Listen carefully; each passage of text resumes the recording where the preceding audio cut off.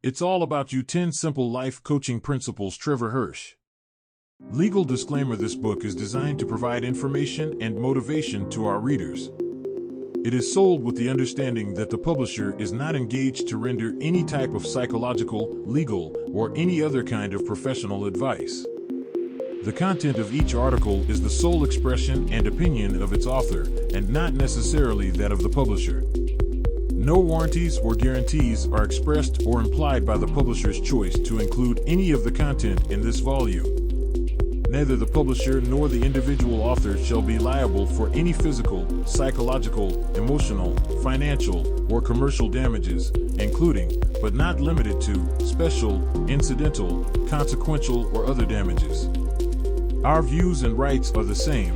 You are responsible for your own choices, actions, and results. This book was written with the intention of good faith for all parties involved. This is a rough draft 1.0. Please keep as private as possible until the release date. If you want to talk about it with other people, I don't mind. I just want to make sure that the final draft is the main source material that is officially released. Prologue hint: it's not all about you. Now, why would anyone in their right minds name a book "It's All About You" and then say it's not all about you? I'm going out on a limb here and suggest something to you. The more you invest in those around you, the more you are going to receive back. It's really that simple.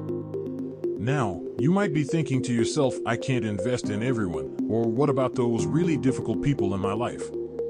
I am here to tell you from experience that it is worth all of the blood, sweat, and tears. And here is why. When you are lying on your deathbed, are you going to look back and say, I wish I had more stuff, or I wish I spent more time doing work? No. You are most likely going to say, I wish I had invested more time in those around me, or I wish I wouldn't have wasted my life on so many things that didn't matter. In the end, it's those in our lives that hold the greatest intrinsic value.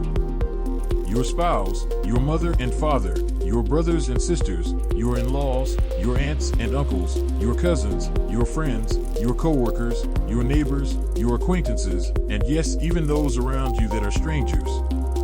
Remember, each person in your life is full of a literally endless list of unique possibilities and opportunities. So I suggest you grasp a hold of your mortality and recognize the importance of the healthy behaviors and habits that are priceless, that can help shape and guide the social, psychological, physical, emotional, sexual, and spiritual parts of your being with a high probability of success.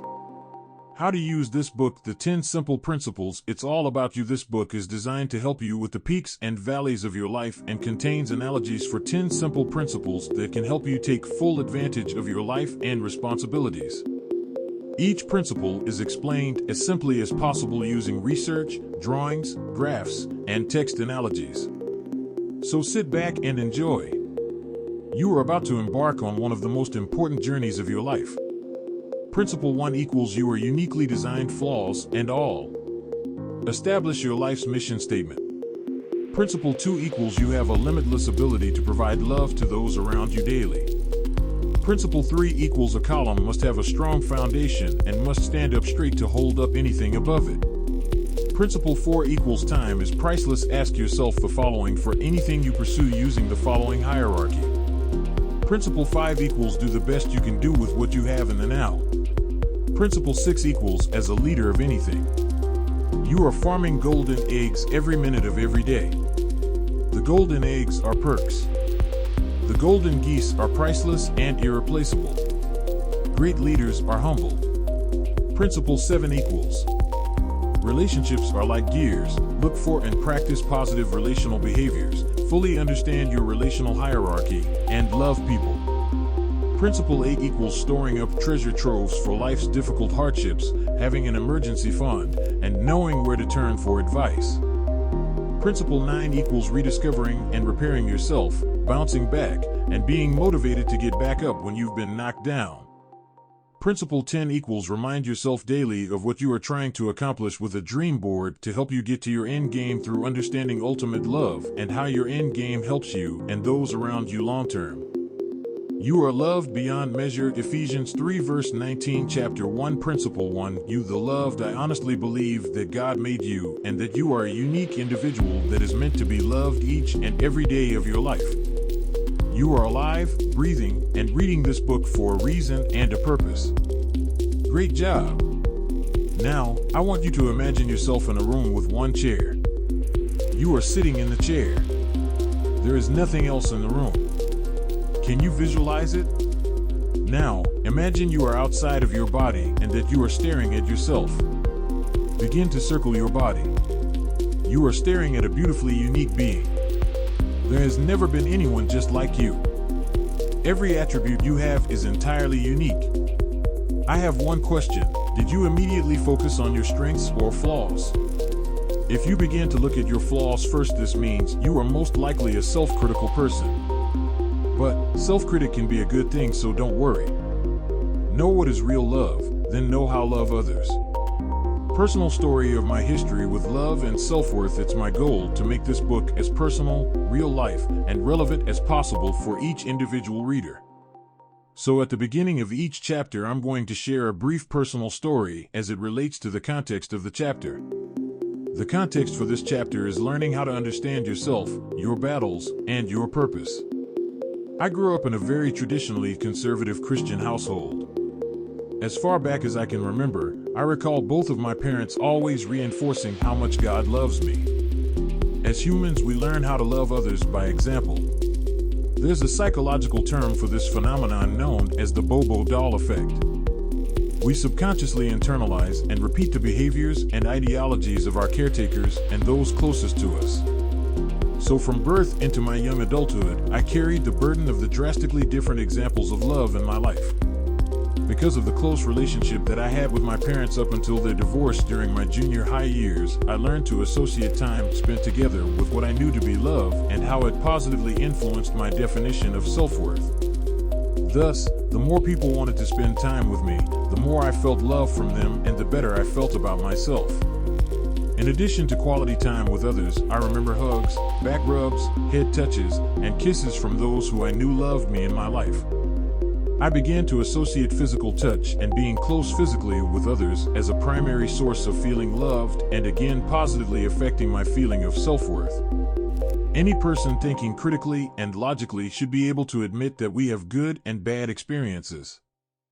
As I experienced positive quality time and physical touch from the influencers in my life, I also experienced negative rips and tears that also affected my definition of love and self-worth.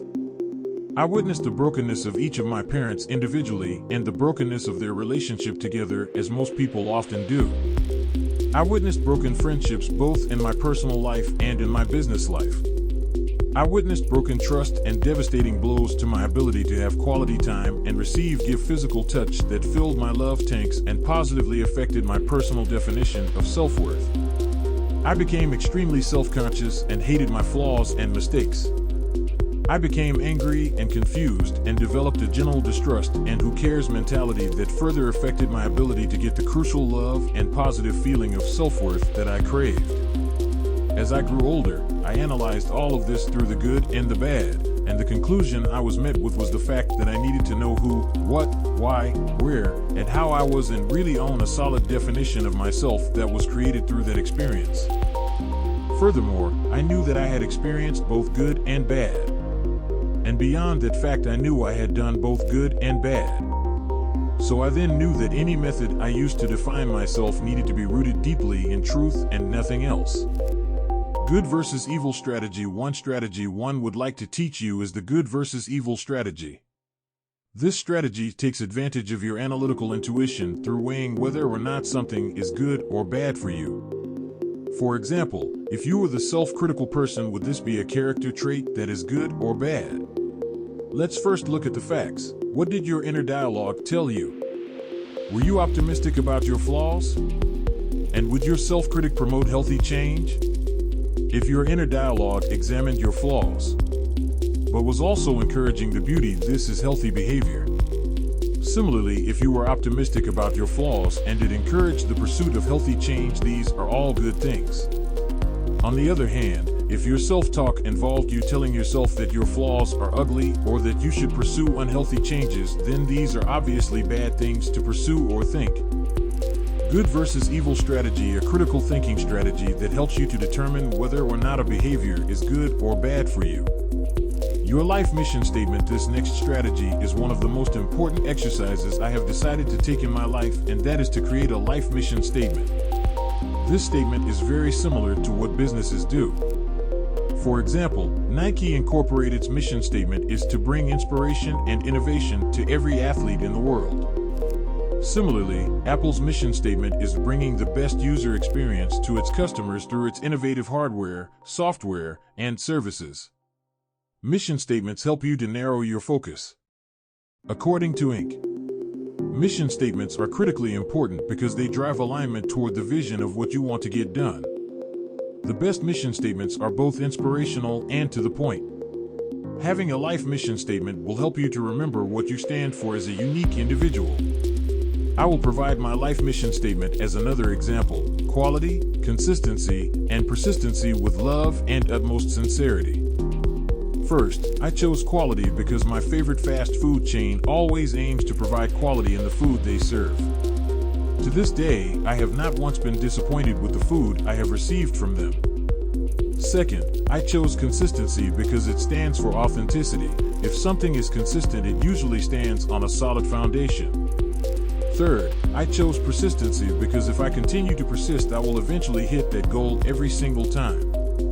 And lastly, I chose with love and utmost sincerity because of what I understand to be ultimate love, and because I want those in my life I am serving to know beyond a shadow of a doubt that I mean the things that I say and that I follow through with genuine, authentically verifiable actions that give my words credit.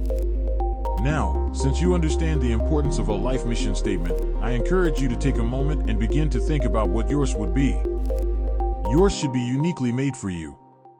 Also, remember your life's mission statement can change and evolve further over time, so don't overthink it. Please take some time to write yours down on the following page whenever you feel you are ready to do so. Your life mission statement: love each other as I have loved you. Jesus Christ Chapter 2 Principle 2. You the lover, by now you should be owning the fact that you were made to be loved. Love is good for you. Research shows it. It is a fact, period. Now, some of you might be thinking, duh. And even further, some others might be thinking, what is love? Baby, don't hurt me. Sorry, couldn't help myself. Anyways, now is a great time for us to ask how to define what love is in order for anything we do to be considered a loving act, right? Great observation. Yes, let's take on the challenge of defining love in order to become you the lover. I hope that everyone reading this book comes from many different backgrounds and walks of faith. Also, I hope that all of you have enough of an open mind to listen to my opinion of what defines love, because it is life-changing. If we really want to truly define the ultimate love, then we have to understand sacrifice. If some of you reading this are parents, you will have a greater understanding of what the truest, greatest love is, because you understand sacrificial giving. Personal story of feeling orphaned, being a father, and struggling. The context of this chapter is fully understanding what love really is, or what could possibly be the most truthful, verifiable, and pure definition of love. It amazes me how very little I thought deeply about this concept of fully understanding love throughout most of my life. It was as if love was this abstract term that morphs and changes into different things. I thought more of subjective love instead of objective love. I have mentioned before that I had felt love from my parents. This has been true. However, I would be lying if there were not periods of time where there was an absolute void of love between myself, my parents, and my family. It was during one of these times in my life that I truly felt abandoned, unloved, and worthless. Specifically, my father's ex-wife convinced him of possible lies about me. I was dehumanized and kicked out on the street because of this. As a young adult with no real sense of direction, purpose, financial stability, or higher education, I felt completely valueless, hopeless, and was legitimately homeless. But Then one specific family eventually took me in and not once gave me the slightest hint of any thoughts or behaviors that were not full of love and sacrificial giving towards myself and my situation. I felt home for the first time in a long time. This family gave unconditionally. Their time, their resources, and their very home. It was this family that eventually gave me the opportunity to have something positive to show a new love interest of mine at the time.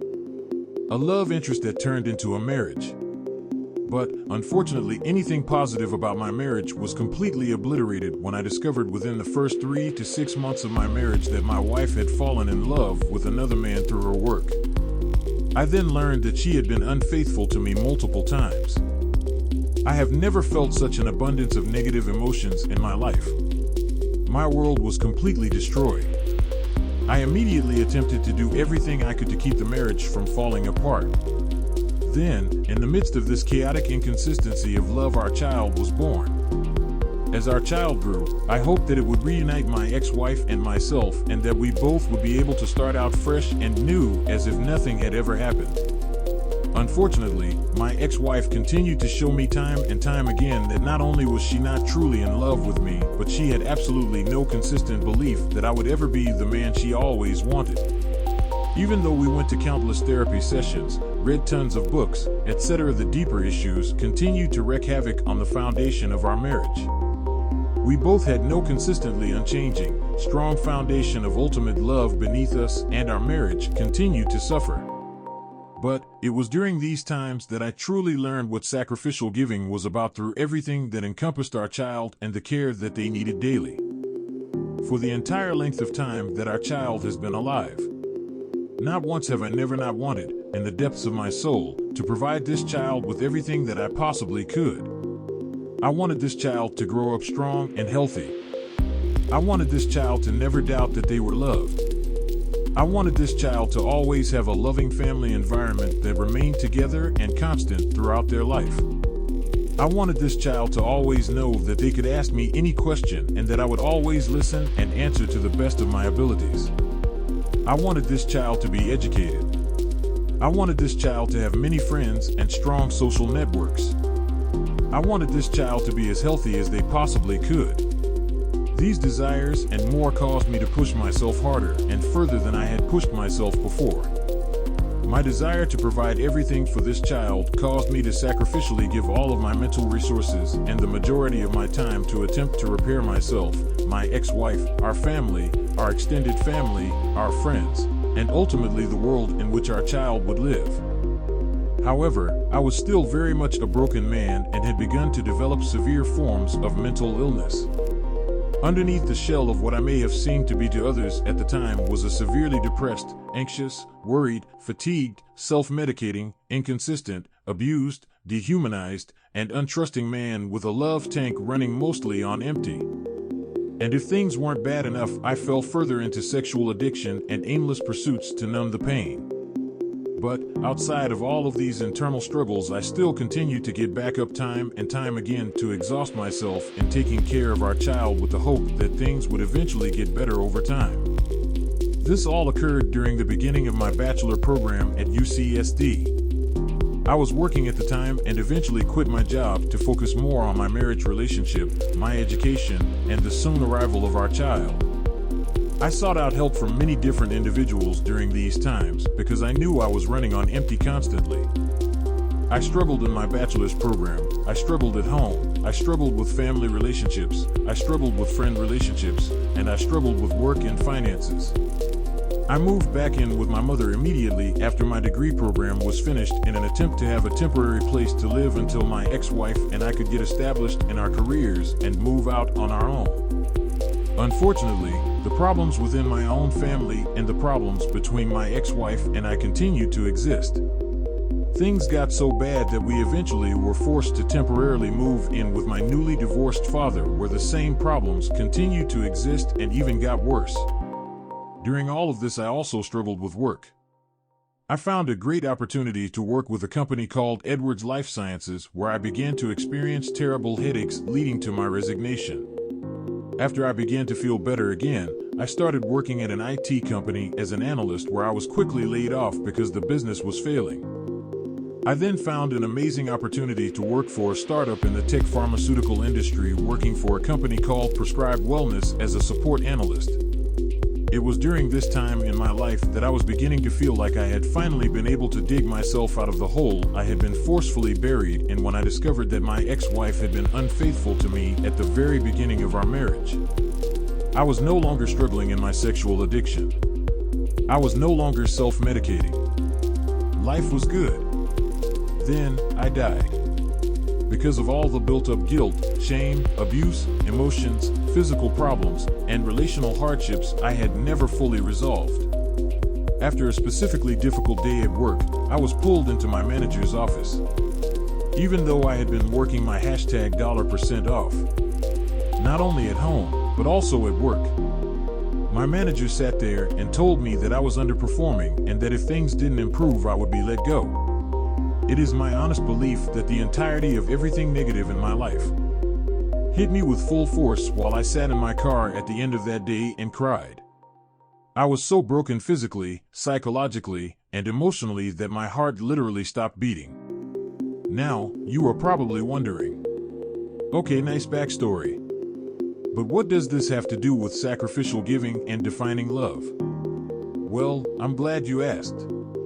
The reason I provided you with all of this history of the hardships I faced internally and externally while I was a parent was to give even more weight to what I'm about to say. Even though I struggled with all of these things and more, there was never a moment in my life that I wanted to stop loving or sacrificially give every last part of me so that our child could survive and thrive. Not once. For those of you who are not yet parents, when you have a child, it has the tremendous ability to change your perspective on life. You no longer think in terms of yourself. You think in terms of your children and the future you want to provide for your family and children individually. So even though I struggled over and over and over to the point that I sat in my car and died, I never stopped loving or sacrificially giving the entirety of my being to one goal, allowing our child to survive and thrive. Sacrificial giving and ultimate love. Sacrificial giving involves a trifecta of unconditional giving as follows: giving your time, giving your health, and giving your resources.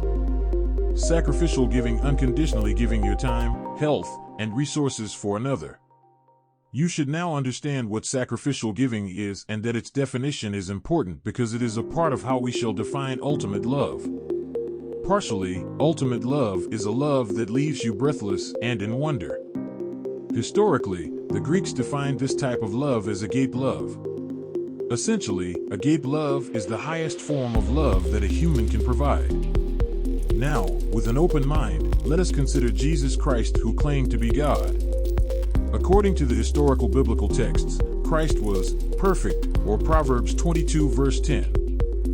1 Timothy 5 verse 8, Colossians 4 verse 1, Deuteronomy 23 verses 15 to 16, Psalm 11 verses 1 to 3, Ephesians 4 verse 32, Colossians 3 verses 13 to 17. Incapable of doing wrong harm toward others, he made his life's work as a provider of peace, and he was unjustly and inaccurately accused of crimes he did not commit, leading to his receiving of a death sentence on a cross. Historically, the biblical texts state that even when falsely accused, this man did not retaliate or attack those sentencing him, nor did he fight those carrying out his sentence. If you are still reading this, I'm going to use Jesus Christ's behavior in further defining the ultimate love. The full definition of the ultimate love is a love that selflessly gives time, health, and resources unconditionally, even to the point of death, as giving one's life so that another can live without a life of harmful behavior. A closely related historical example would be of a Holocaust survivor's account of a Christian woman taking her place when she was sent to the horrific gas chambers during the Nazi regime in Europe during World War II. Or when a Franciscan friar asked to take the place of another prisoner who was destined for execution. Ultimate love: a love that selflessly gives time, health, and resources unconditionally, even to the point of death, as giving one's life so that another can live without a life of harmful behavior. Since we have defined ultimate love, I hope that we are now on the same page in determining what the ultimate definition of love is. It most definitely is a love that leaves one speechless and awestruck. A type of love that leaves another breathless. Now you can realize that you have the power to work towards loving even your enemies. And why should you do this? Because it is healthy. Research shows that people who hold grudges are less healthy than those that forgive and move on. You are hardwired to love. Even if you witness someone doing good to another, your brain releases those feel-good chemicals. Good versus evil. It's a real struggle. Always remember there is a right way to love someone and a wrong way to love someone. The ultimate love is selfless and listens. A selfish love is self-seeking and only selfishly addresses others' problems and partiality for some conditional result. I'm glad you are still reading this book. You are amazing. Remember the good versus evil strategy and how the ultimate love is defined, and I know you are going to make so many great choices that will leave you happy and healthy in the days to come. You have control over you. Own it. Be sure you put your feet in the right place, then stand firm. Abraham Lincoln. Chapter 3 Principle 3 Use the column OK. Since reading the last 2 chapters, you should know that you are unique and designed to receive unconditionally good ultimate love from others, and you were made to receive and give ultimate love. Now, let's focus on what it means to stand on a firm foundation. As you can see in the photo above, there are several columns of an ancient Greek building. Focus on the photo and soak in the fact that these columns are still holding up a roof after almost 5,000 years. Wow! In this chapter, we are going to build upon the analogies of giving and receiving ultimate love. By now, you should have ultimate love as your foundation. Reference the drawing on the next page as an example of the column analogy.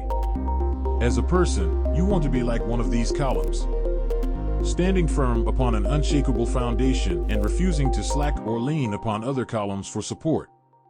Now, this doesn't mean to seclude yourself or maroon yourself on an island. It simply means that you must own your behaviors, attitudes, and actions. The point I'm trying to make is you should refrain from other supports as the source of helping you hold up your personal responsibilities. Personal story of codependency, udependency, and lacking interdependency. The context of this chapter is you and defining other healthy behaviors as it relates to you personally. There are many different aspects or angles to use when analyzing yourself and how others' behaviors affect you. In this chapter, we are going to focus on 3 main angles that can have huge impacts on you. Let me share some of my personal history with each of these 3 different angles. In my family, there has been long drawn-out behavioral problems associated with codependency. Now, don't misunderstand what I am about to share, because I love my family with a passion. My mother was a very codependent person. Several manifestations of her codependency were shown through her behaviors.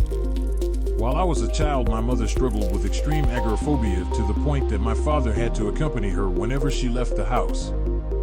Otherwise, she would stay at home if she had to be alone. Now there were other factors involved that magnified this behavior, and eventually my mother overcame her social fears. But the deeper issue still remained, and that was a broken identity of self. Throughout her life, she continued to label and define her abilities through those around her. She essentially made the following statement with her behaviors: "I am who I am because of you." This mentality caused much conflict between my mother and father because it was codependent. My mother was unable to stand on her own regardless of what others were doing around her because she felt a sense of security in leaning on other individuals. Whether or not we are willing to admit it, this happens to all of us from time to time. When you have a relationship that is codependent, either both persons are leaning on one another, or you are leaning on the other individual. I witnessed many verbal and physical confrontations that were fueled by my mother's codependency on my father. This codependency was eventually shifted onto myself after my parents separated. I remember vividly my mother saying to me, "I thought your father was going to be the godly man in my life. But maybe you are that man." Talk about a handful and a huge burden. I believe I was 14 at the time, and I eventually began to experience the negative effects of codependency. As an adolescent, you discover who you are and create a sense of personal identity. My mother shunted this growth in many different ways because of her codependency upon me. The new man of the house. If my behaviors weren't fully in line with her own, or if she felt in any way that I disagreed with her, she would let me have it. Because to a codependent person, unless the majority of your being aligns with the person being codependent, they feel neglected and rejected because they cannot stand on their own 2 feet for long. Now, remember, Mom, I love you with a passion. And I do fully admit that I too have been guilty of codependency. Unfortunately, in my family there was something else being fueled by my mother's codependent behavior. The physical, emotional, psychological, etc. fatigue placed upon my father. Thankfully, my father was not a codependent person. Because if both my mother and my father were codependent, their verbal and physical conflicts would have been off the charts, guaranteed. However, my father has struggled with an anger problem for most of his life. A non-codependent person with an anger problem dealing with a codependent person is a recipe for disaster. I call a non-codependent person in a relationship with a codependent person a eudependent relationship. The eudependency on my father caused by the codependency of my mother was an enormous burden to carry. Due to the fact that my father had an anger problem, the eudependency placed upon him caused multiple shouting matches and physical confrontations. Because to a eudependent person it feels as if the entire portion of a relationship's problems are on their shoulders and that conflict is constant and imminent. Now, remember, Dad, I love you with a passion. And I too fully admit that I too have been guilty of having an anger problem. I have experienced a lack of consistent interdependency in both my own recent marriage and in the marriage between my mother and father. In order for a relationship to be interdependent, both individuals need to stand on their own 2 feet and neither individual can fully lean on the other. Otherwise, the joint responsibilities that they both need to hold together come crashing to the ground. Because my parents lacked consistent interdependency, they themselves suffered and us, their children, suffered. Now, remember, I love every one of my family members. And I too fully admit that I too have been guilty of creating situations that lacked interdependency. As I grew and matured in my understanding of fully defining myself and taking responsibility for my actions, I learned that I needed to stand on my own 2 feet, no matter what. That meant that if someone was codependent on me, I needed to own my portion of the responsibilities, but not feel guilty for not being able to carry the codependent person's responsibilities. It also meant that I couldn't get angry at someone else who was being codependent upon me because I wanted to show them what it meant to stand on their own 2 feet instead of shifting the focus onto how eudependency creates feelings of anger and negativity. Lastly, it meant that if I continued to stand on my own 2 feet, I was then consistently providing every opportunity for consistent, healthy interdependent relationships to form. There is power in owning your responsibilities and standing on your own. Dependency types: codependency, eudependency, and interdependency. If you lean on another column, you can't properly hold a roof. I'm sure you have heard of the following type of behavior: codependency. This is what happens when you rely on another column to hold up your responsibilities and behaviors. I can't say this enough. Don't do this. And similarly, don't allow yourself to knowingly allow someone else to think that it is okay for them to suggest that you are responsible for their behaviors. This is not okay. I call it eudependency. I can't tell you how many times I have seen this carried out time and time again. Responsible people own their behaviors, attitudes, and actions. Irresponsible people do not. These irresponsible people will attempt to place a heavy burden upon you by suggesting that you are responsible for their behaviors, attitudes, and actions. Remember, you are only responsible for your behaviors. I hope by now we can both agree that these types of behaviors are unhealthy because of the undeniable fact that you cannot be responsible for the responsibilities of another. Logically, it doesn't make sense for anyone to assume that another's actions caused their behavior because everyone has to make a decision to behave a certain way. Believing that someone else caused you to behave a certain way is a huge fallacy and suggests that you are powerless. Instead, own your behaviors and refuse to believe the lie that someone else was the cause of your behaviors. The 5 psychological reasoning elements. There is a reason we are emphasizing behavior. Now is a good time to briefly explain why. A very wise person once explained to me that we as human beings distinctly have 5 psychological reasoning elements that make up our psychological reasoning. The key point to take away here is that only one of these 5 elements is something that we are fully responsible for, and that element is our behavior. Take a few moments to look at the 5 psychological reasoning elements below. Think about it this way and ask yourself the following questions. Do I fully create every single one of my thoughts? Scientists have discovered that we have thoughts referred to as voices in the dark. We may be tempted to do certain things, but that doesn't mean we have to act on those thoughts. Do I fully create every single emotion I have? Do I fully create every single situation of which I have been a part? Do I fully determine what is and what is not my own unique chemistry physiology? Do I fully create my behavior choices? If we are fully honest with ourselves and think critically about it, I think we can all arrive at the conclusion that the only psychological element of reasoning that we are fully responsible for creating are our behavior's choices. I'm not going to provide the details of the following scriptures for you. I'm also not going to force you to do anything you don't want to for the obvious reason of ultimate love. However, I am going to encourage you to look into the scriptures I have provided below that have helped me personally to understand these 5 psychological reasoning elements in ways that have greatly benefited my health and given me hope. Every second is of infinite value. Johann Wolfgang von Goethe, Chapter 4, Principle 4. You, the hourglass, you are doing awesome. Keep it up. Thank you for giving your valuable time to read this short book. Do you realize that every second of your time that you give to someone else, you are essentially giving away the most precious commodity you have? Time escapes us all, and attached to every second are choices that make each of us second by second, minute by minute, hour by hour, day by day, and year by year. Every choice that you make makes you. Consistent choices shown through behaviors shows the essence of your being to those around you. Remember, only you are responsible for your choices. No one else.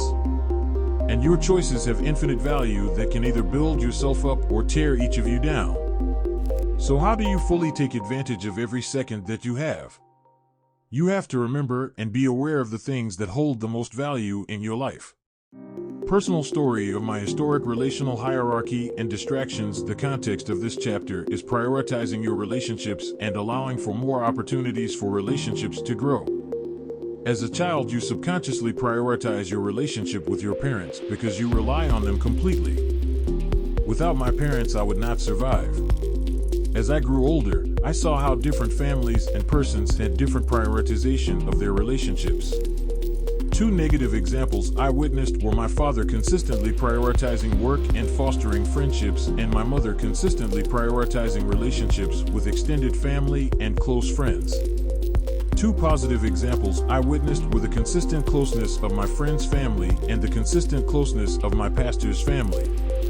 After much internal conflict, I realized that there were good ways to prioritize your relationships and there were bad ways to prioritize your relationships. It took many years of my life and years of incorrectly prioritizing my own relationships to arrive at this conclusion. I can say beyond a shadow of a doubt that I have personally dealt with every single one of the syndromes I described below.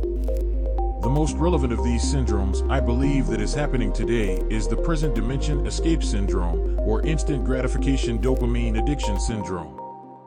I remember spending countless hours listening to the radio, watching TV, playing video games on the TV, playing video games on my color Game Boy, playing video games on my computer, etc. Now, don't get me wrong. I think that video games can be a great way to socialize. But not if they are the primary source of socialization. I remember not wanting to do anything but play video games or download music or succumb to my sexual addiction as an adolescent. Let me be 100% clear. I missed out on strengthening, revitalizing, and creating relationships in my life by not being physically in front of or next to people in my life. My relationship with my father suffered, my relationship with my mother suffered, my relationship with my brother suffered, my relationship with my sister suffered, my relationship with my ex-wife suffered, my relationship with our child suffered, etc. There are literally thousands of hours that I can never get back, that I now considered wasted because of the relational experiences I missed out on. I'm seeing it now in my child's life. They love to play video games, and time again they are sucked into this virtual environment while I am literally in front of them saying, let's hang out or let's invest in each other. And this is happening everywhere and in modern societies across the globe. I've begun to fully dedicate prioritizing my time to those that should logically get the most time in my life. And guess what? It's all biblical. I have seen nothing but healthy benefits from doing this in my own life. I now know that I can lay on my deathbed and say, I spent my time wisely. I spent my time focusing on those who needed my time the most. I did not waste my time on this earth chasing aimless pursuits. I invested in the only thing that matters in the end. People. You can fully own this amazing feeling yourself, and all it takes is a little discipline and a little planning. Your relational hierarchy now. If you have grasped the previous chapters, you should easily arrive at the conclusion that the people in your life are far more valuable than any physical property you might own. You can always rebuild a house or a car, but you can't always rebuild a person. Rebuilding a person is far more complicated than any physical property. And you definitely can't rebuild physically time travel to past experiences either. Carpe diem. Remember to seize each moment. One schema that has greatly helped me grasp this concept is a hierarchy of those in my life to make sure that I am spending my time where it matters the most. The relational hierarchy should be easily grasped by everyone and is as follows: God, spouse, children, family and kinship, new friendships, new acquaintances, and enemies. Now, I'm not trying to preach or shove my faith down anyone's throat. This strategy is simply what has worked for me since I placed it into effect. Syndromes that rob you of healthy investments in your relationships. Another concept you should grasp is living in the moment. Distinctly what separates humans from animals is the ability to both plan for the future and reminisce in past while living in the present. This ability is both a blessing and a curse. Again, it goes back to the good versus evil strategy. I've named a couple of syndromes below as easy to understand examples of the points that I am trying to make. The syndromes are as follows: troubled time traveler syndrome, future daydreamer syndrome, present dimension escapee syndrome, and past conditioned memory response syndrome. Troubled time traveler syndrome. The most important of these syndromes would be the troubled time traveler syndrome. This syndrome will cause a person to behave in the present as if both the negative past and possible future realities are a part of their present. Simply think of your assumptions on a daily basis. If a person mixes the past and possible future outcomes while experiencing a present event, then the past and possible future can box the person in that is experiencing the syndrome. This makes them not focus upon the valuable present. Simply, the person is torn between both the past, present, and future. You can't drive forward with your rear-view mirror or materialize false realities. Both of these take away from the extremely valuable present. Future daydreamer syndrome. The future daydreamer syndrome also happens to many individuals and steals from the present by fantasizing about what could happen or what should happen in the individual's mind. For example, let's say that John is always fantasizing that his boss will notice how hard he is working and that he will tell John about this and offer him a raise or promotion. But could John's boss be so wrapped up in something else that he doesn't even notice John's work ethic? The answer is yes. So because John is fantasizing a reality that he expects, he is drawing his present into a false reality. Present dimension escape syndrome. The present dimension escape syndrome also robs valuable time that could be spent differently in the present. It is rampant in today's modern society. I'll let you take a guess at what is causing this syndrome to become a norm. Have you taken a good guess at what it is? If you guessed either cell phones, tablets, TVs, video games, or computers, you guessed right. Our technology is actually creating alternative dimensions into which people can escape their actual reality and travel into another experience other than the actual present. For example, let's say John is at a coffee shop and he is checking his emails, texting, making phone calls, or reading the news on his phone. He has officially left the building. He is completely focused on his phone rather than his immediate environment. Hundreds of new experiences surrounding him are now at a loss, and he is in his own little bubble of a world. It is the modern breakdown of environmental experiences and social communication. Scientists still do not fully understand the many negative repercussions this will have on future generations. It is immediate gratification at its best and is changing the way humans interact and socialize each day. As a sidebar, I think that technology is very helpful, however, it is not always necessary or beneficial. Past conditioned memory response syndrome. The past conditioned memory response syndrome occurs when an individual focuses on and attaches their negative past experiences with entirely different, positive present experiences.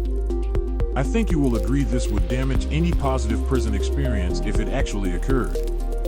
And the worst part is that you may not even be aware that you are subliminally conditioned by your thoughts of the past. For example, imagine that John is attempting to get hired by several new employers and his new potential bosses are interviewing him. If John thinks of his past negative experiences with his most recent boss and thus subliminally attaches those negative behaviors onto the new potential bosses that are interviewing him, could this cause John to experience a negative false reality based upon his past? Absolutely. John needs to focus on the present, not the past. Relational hierarchy and syndrome conclusions. If each of these syndromes above are tied to self-fulfilling prophecies and/or mood disorders, then they can create entirely false, negative, or neglectful realities for the individual experiencing one of these syndromes. That probably sounds like a mouthful of information. Simply put, your past experiences, future daydreaming, and present situation escaping all greatly rob you of fully experiencing the present. If you are distracted by the past or the future, you miss thousands of new possible opportunities every second of every day. Live in the present. Carpe diem. Lastly, if we do not prioritize the time we spend on the proper relationships surrounding us and/or we neglect the actual physical present, we miss experiencing new potential possibilities in the present. I can't say it enough, all you have is now. In the present. Don't let it escape you. Don't lose your focus on what matters. Remember two things: the spectrum of love is a fixed point. It covers all. And the point of prioritizing your relationships is twofold. So that you spend your time where it matters most. And so that you can increase the number of people you can call family and increase your sphere of influence accountability.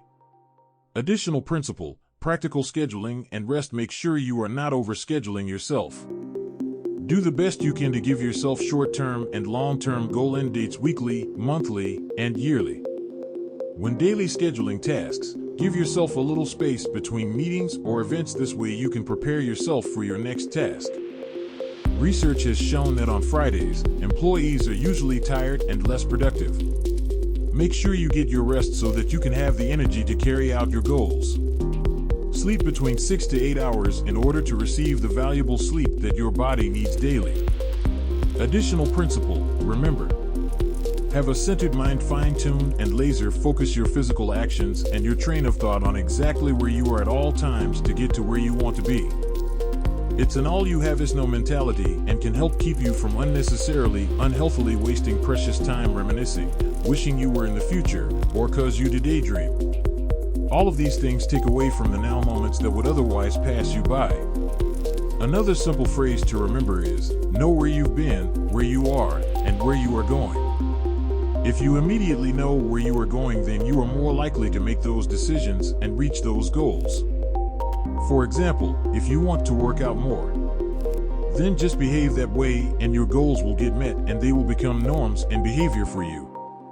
Like Nike says again, just do it, or Miles McPherson says, do something.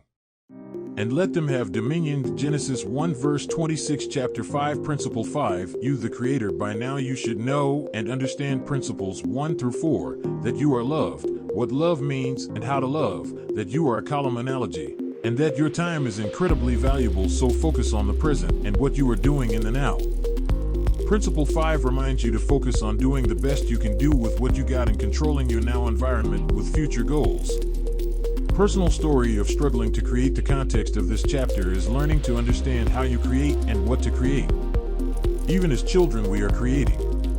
This is one of the reasons why psychologists stress the importance of sand tables, Play-Doh, crayons, finger painting, etc., it is healthy to create something. I have always loved creating things. Even as a young child, building forts, assembling Legos, drawing pictures, and storytelling were experiences of great joy in my life. I've always had that innovative entrepreneur bug. Once, I even tried to build a life-size Millennium Falcon cockpit in my garage. I loved assembling and disassembling things and understanding how they worked, or how they could work better. As I was on the cusp of adulthood, between the ages of 17 and 18, I dreamed up a world-changing innovation: the electronic cigarette, or what's now commonly known as a vape pen. I drew a simple poor man's patent schematic on my personal computer in Aliso Viejo, California that day. Understand, I was able to piece together the creation of this device through the inspiration of materials devices in my life. My mother had always given me lung treatments as a child and young adult through a device called a nebulizer. That was material one, the vapor creator. I had also experienced smoking cigarettes. However, I hated the actual smoke part of smoking. So understanding how a nebulizer worked, I researched whether or not nicotine could be in liquid form. And I found that it could. That was material 2. Vapor nicotine liquid. Lastly, I knew the shape of a simple AA or AAA battery. And I knew about rechargeable batteries. That was material 3. The power source. Unfortunately, a number of events in my life distracted me from bringing my dream to life. Not only that, but I lacked other innovative, entrepreneurial mentors in my life to help guide me along the way. As time went on, I often spoke of my poor man's patent schematic with close friends or relatives. Long story short, life got in the way, as it often does for many people. I found myself trying to make more money to fund my dreams and to understand as best I could to achieve the ability to become an actual inventor. I eventually discovered engineering. However, this is naive thinking. A person doesn't need an engineering degree to draw out a poor man's patent schematic. All they need is a pen, paper, and notary. I dreamed more and more about creating new inventions. But I found myself getting discouraged time and time again. Why was I discouraged? Because I had the big picture and I wanted to make my dreams into reality. I was naive because I didn't understand that I needed to take small steps along the way to actually get to the big picture. I was lost, confused, and frustrated while scrambling to get some direction or traction. It wasn't until I was in my late 20s that a therapist of mine reintroduced me and really motivated me to take advantage of a brilliant concept: mentorship. My therapist told me of a program called SCORE. According to SCORE's website, their mission is to foster vibrant small business communities through mentoring and education. On their website, SCORE also claims to have America's largest network of volunteer, expert business mentors, helping more than 11 million entrepreneurs since 1964. What a resource!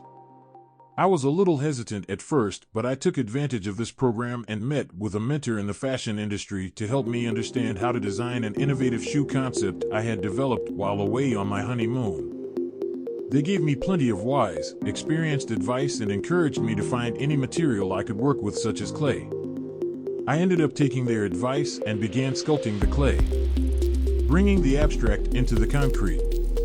This helped me immensely because I then knew that I didn't need a 100% working prototype. No. All I needed was the poor man's patent schematic and something concrete in the physical to represent the abstract, in order to get the whole designing process started. Those of you who lack resources can do this.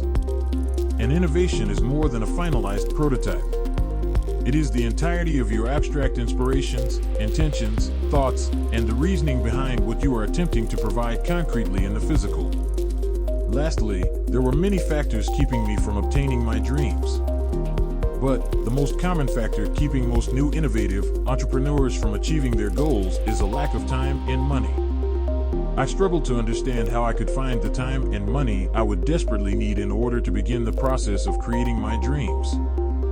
though it took many personal problems, mentors, therapists, and family talks to get there. I finally reached an ultimate conclusion. I needed to do two things. I needed to cut my costs down to the bare minimums, and I needed to survive on the bare minimums. One way I was able to achieve this was to find someone who loved and trusted me enough to provide a roof over my head. Rent-free. My father and mother. I am eternally thankful and blessed to be given the opportunity to no longer be stressed by or distracted by the never-ending cycle of survival.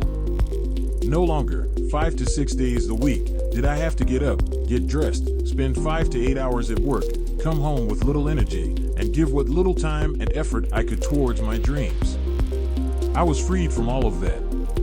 Thank God. Unleashing you, the Creator, every moment of every day you can think of ways to make things better. These are actions and different from daydreaming because they are practical and actually physical things that you can do. For example, you notice that your bedroom could be more functional if the furniture was rearranged differently. So you take the action of moving the furniture in actual real time. At some point in time. Now, if you had daydreamed about doing the action or imagined better furniture over and over again, it would not be productive because you are not doing anything. You are just daydreaming. If you daydream all the time, you waste time and you get frustrated with your current reality. So remember to create in the now with what you actually have and create habits to plan and act. Habits help create happiness, feeling accomplished. Do the best you can do with what you got. There is something special about creating something that the mind and body crave. Painting a portrait, plotting out a garden, making your environment comfortable and suiting to your own unique needs and taste, cooking food, writing a song, molding your physique, etc. All of these things involve creating and working on something. And these types of tasks are good for your body and mind. Every time you create something, you are creating memories and experiences. So just remember, you are essentially growing your brain every time you get creative. And this is healthy. Now, let's try to understand this with a practical garden analogy. Let's say you want to start a garden. What do you need? You need the following: materials, space, organization, prior planning, continual learning, e.g. how best to care for the seeds and plants, and deadlines for your good habit project. Let's try a different example now. Let's say you wanted to start a business selling perfumes. What do you need? I'll give you a hint. It's the same 6 bullet points as above. Materials, e.g. alcohol, different scents, materials needed to make perfumes. Space, organization, prior planning, continual learning, and deadlines. Okay, so one more example so you really get it. Let's say you wanted to invent something and you have the idea in your head, but you want to bring it to life. You need the following things first: materials, space, organization, prior planning, e.g. materials needed, measurements needed, end goal, continual learning, and deadlines. Now you try it with something you are wanting to do on the next page. Remember to use the good versus evil strategy as well. If I then, your Lord and Master, have washed your feet, you also ought to wash one another's feet. For I have given you an example, that you also should do just as I have done for you. John 13 verses 14 to 15. The best leaders serve humbly as the servants of others. Anonymous. Chapter 6 Principle 6. You the leader, by now you should know and understand principles 1 through 5. That you are loved, what love means and how to love, that you are a column analogy, and that your time is incredibly valuable. So focus on the present and what you are doing in the now. Focus on doing the best you can do with what you got and controlling your now environment with future goals. Now, with Principle 6, we are going to focus on true leadership skills based on ultimate love. Personal story of leaders that influenced me and my attempts to lead. The context of this chapter is learning the leadership skill sets necessary to strive and provide ultimate love for those around you. I have been influenced, mentored, and motivated by many different people in my life. This happens to everyone, every day. We are influenced through our ideology, spouses, children, family members, friends, co-workers, strangers, radio DJs, musicians, actresses, actors, politicians, news anchors, faith leaders, and the list goes on and on. Throughout my life, I have been influenced by several individuals I would like to recognize. Obviously, my ex-wife, my child, my parents' grandparents, my brothers, my sisters, my family, my friends, my faith leaders, my teachers, my co-workers, strangers, and even those who would consider themselves to be my enemy. But not so obviously by printed media, filmed media, audio media, the internet, event speakers, the cool kids at school, etc.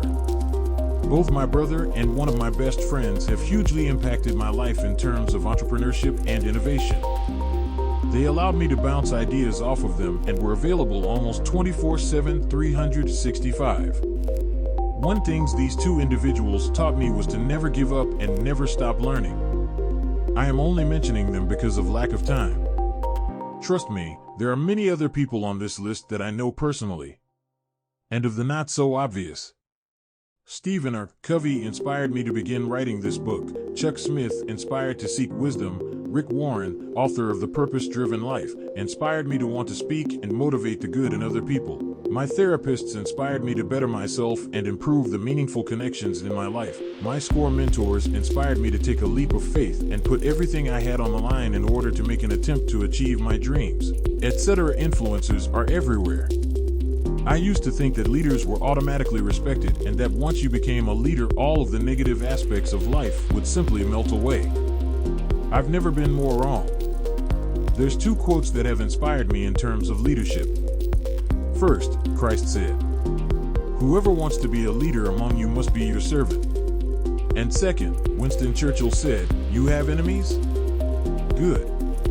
That means you've stooped up for something, sometime in your life."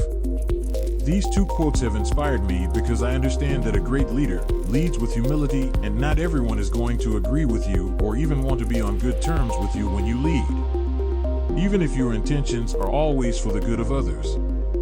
As humans, we shall always fall short of perfection. Currently, I am attempting to lead you. I hope that in reading this entire book that you will have a new, clearer perspective and that you will be given more opportunities for success. Writing has been my primary source of leadership. I've also attempted to act, write screenplays, write fiction, tweet, create online content and a following, support different causes, write music, capture meaning and inspiration through photography, etc. These are all great examples of ways that you can lead those around you. But remember, those you need to lead most are those closest to you. Your children. The future. Control your influence over others. Let me start by asking you a question. Who has the highest probability to become a better leader? A wealthy business person that was born into their vast riches? Or a poor person who worked their way from rags to riches? And even further, who would have the highest probability to be recognized as a great leader? A poor person who worked their way from rags to riches and treated other people poorly? Or a wealthy business person that was born into their vast riches that treated other people as priceless? Every second of every day you have the opportunity to influence other people. Whether this occurs through preparation and sharpening your leadership skills alone or interacting with many different individuals within a gathering. To think that no one is carefully analyzing or critically thinking about the things you do is ignorant, foolish thinking. It's completely unrealistic to think that your actions have zero influence on other people. I can't emphasize this enough. Even the things you do in private will have lasting effects on your behavior, both in the short term and in the long term. And if these things are carried out consistently, you further increase your probability to carry out what you do in private in the public sphere of your life, either subconsciously or consciously. Do not be fooled by the lie that this won't happen. How to learn leadership skills. Any good leader will have a tremendous amount of personal discipline. Everyone dreams about being a movie star, a star athlete, a successful CEO, a famous politician, etc. But what a majority of individuals don't realize are the incredibly difficult circumstances that they would have to go through in order to obtain such goals. The years of training, education, networking, self-discipline, critique, self-doubt, negative personal business relationships, etc. Those who want to lead must understand that it will require a lot of blood, sweat, and tears to get there. Now, I'm not going to be ignorant and say that there aren't leaders that are able to achieve these goals without many of the negative circumstances that could occur. But I will theorize and make the general statement that the likelihood of obtaining success in leadership this way is very slim, if not impossible. It's an unfortunate reality of living in a world where everyone has the ability to choose between good and evil. The best advice I can give you from what has helped me personally is, read the Bible, read good wise leadership materials, and find wise, good, and caring mentors that will help fan your flame, to borrow the words of Will Smith. Get those 3 things done, and things will happen. But remember, you also have to have the right heart and not be upset if things don't go exactly the way that you originally intended for them to go. Be humble. Be wise. What does it take to lead? If I could use one word to describe a great leader, it would be consistency. One of my favorite Bible verses says that God does not shift as the shadows. In other words, God is the light source, a fixed, consistent provision of light. Everything He shines upon shifts, not the other way around. Consistency is key. If you shift back and forth, then you are inconsistent, and your actions or behaviors do not hold weight. Those observing you will find you shallow, lacking integrity, and confusion will be the result of such leadership. Another word I would use to describe a great leader is persistency. Great leaders know how to get back up after getting knocked down, whether they are knocked down from their own behavior or the behaviors of others. Great leaders understand that they may need to course correct or refocus their efforts in different ways. Great leaders fail fast. Great leaders are not static, they are kinetically flexible to the environment and people around them. They understand the fact that they can be wrong. In my faith, this is what I would call repentance. Turning away from that which harms yourself and others, and getting back on track to provide healthy circumstances for you and those around you. What type of leaders create a legacy that lasts? As a leader, I would encourage you to remember whatever you do has the potential to leave lasting effects for generations after you have left this world, whether good or evil. So if we are completely honest, every leader leaves a legacy. That's a powerful statement, because the majority of humankind would probably try to ignore the legacy left by what they consider to be evil leaders.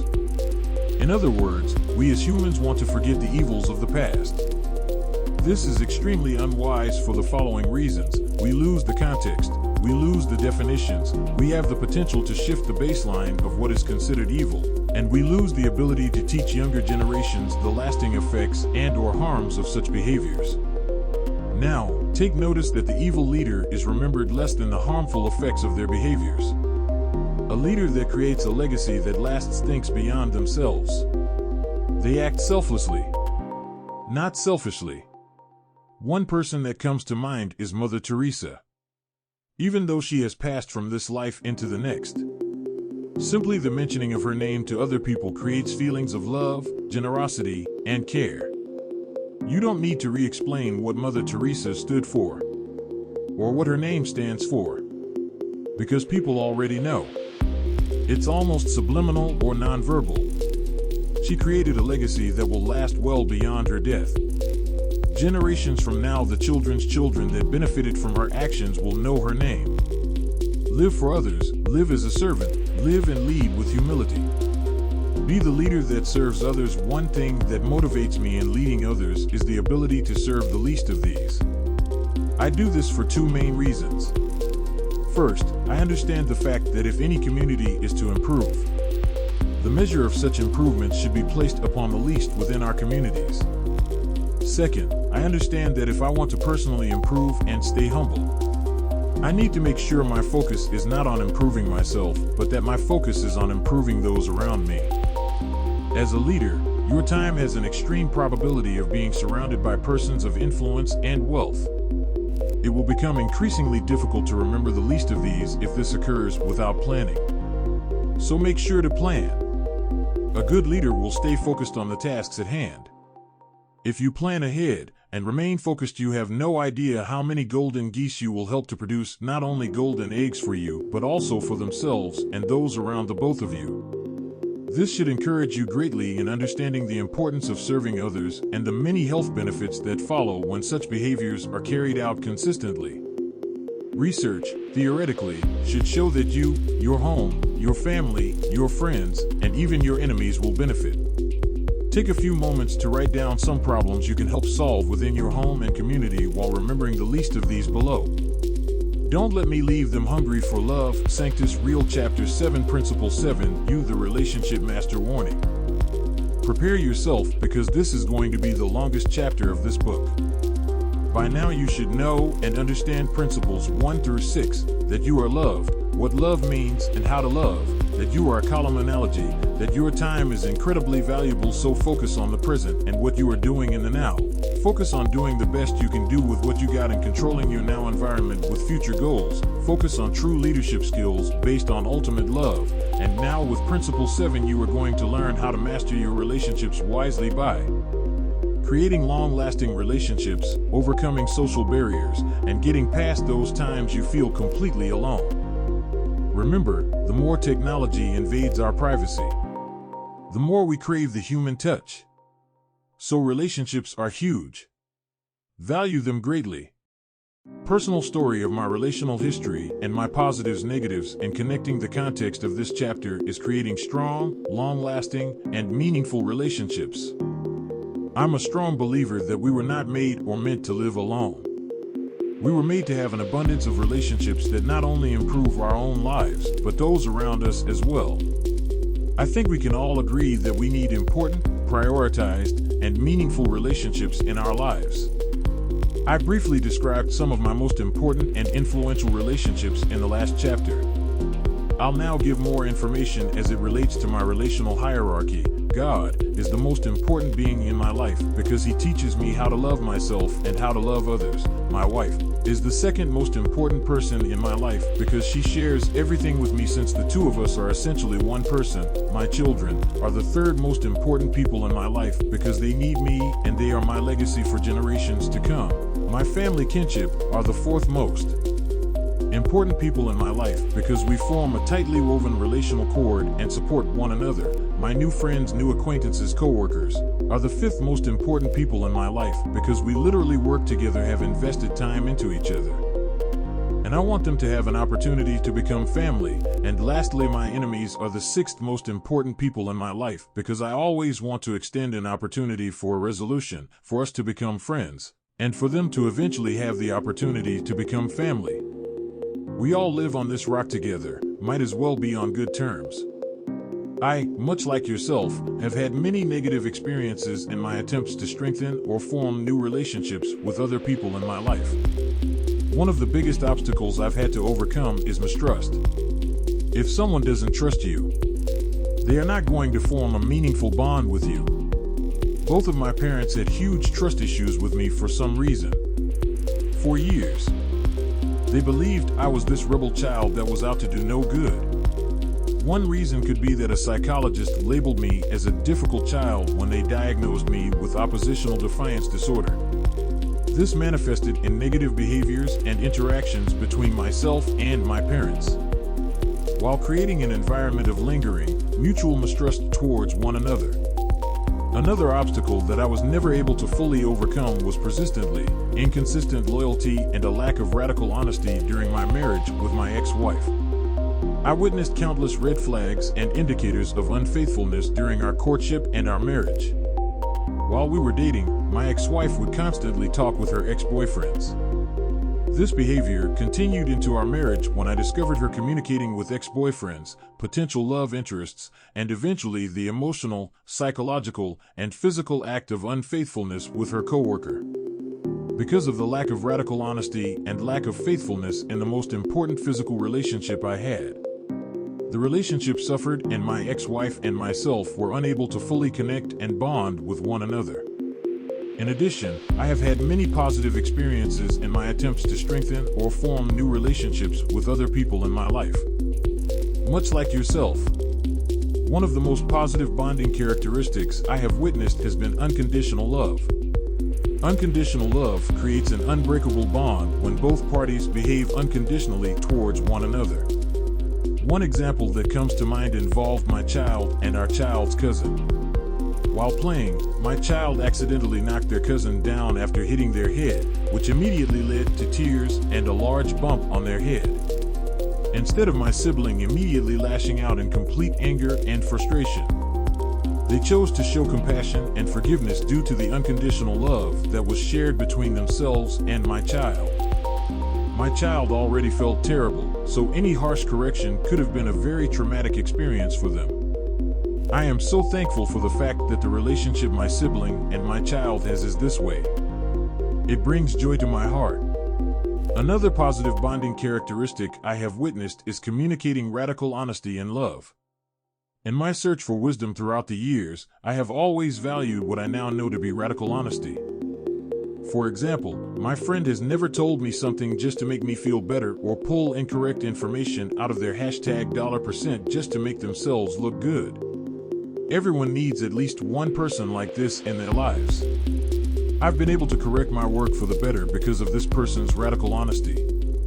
In fact, this very book would not have these personal stories at the beginning of each chapter if it wasn't for them. Radical honesty. Find it and live it. In closing, here is a short list of the constants I now actively look for in those I choose to have a close relationship with: radical honesty, love, joy, peace, patience, kindness, goodness, faithfulness, gentleness, and self-control. If I am not consistently observing these characteristics in the relationships around me, then I know something is going wrong in the relationship. I also want others in my life to hold me accountable to these behavioral constants as well. You have to walk the walk if you talk the talk. Relationships are like gears. I hope that many of you understand how industrial machinery works, and if any of you have a craving for understanding mechanical engineering, you will understand the point I am trying to make. In order for a machine to perform work, a series of gears need to function in unison. The same can be said of relationships. In order for relationships to work, the persons involved need to function in unison. Now, if we make the statement that the people in relationships are essentially gears, we have to also make the statement that they perform some function together. These gears are only able to perform a function together if they are well-oiled, correctly spaced, not beat up, and they are moving in the same direction. If any of these conditions are not being met, not only will there be no efficient, optimal work getting done, but the gears themselves will get damaged in the process. Please take a few moments to look over the visual examples I have provided for you below. The types of positive and negative relational behaviors. Please take notice of the gear analogies on the next page. Every person you meet in life is an opportunity for a lifelong relationship. However, it is important to be wise when choosing your relationships, and even more important to prioritize who you invest most of your time with on this earth. You don't want to be taken advantage of by those in your life. And, as I have stated before, it is my firm belief that no one is required to put up with consistent abuse, especially after attempting to work with the abuser alone or with your supporters. So let's both learn together how to be wise when choosing who to invest in and the types of people you want to invest your life into. I want to make this as simple as possible. I personally use the following verse from the Bible to determine who is worth investing my time into. A good tree cannot bear bad fruit, and a bad tree cannot bear good fruit. Now, how do we apply this logically? When introduced to new people in your life, study their behaviors. Do they have sincerely, consistent positive behavioral attributes, such as being loving, joyful, peaceful, patient, kind, good towards themselves and others, faithful, gentle, and do they have self-control? Or do they have genuinely consistent negative behavioral attributes, such as being hateful, unpleasant, violent, impatient, unkind, evil towards themselves and others, unfaithful, harsh, and do they lack self-control, or e.g. partake in gluttony? I obviously recommend investing in those with consistently positive behavioral attributes. It is important to remember that people often don't show their true character right away. So always remember, it is important to trust those around you.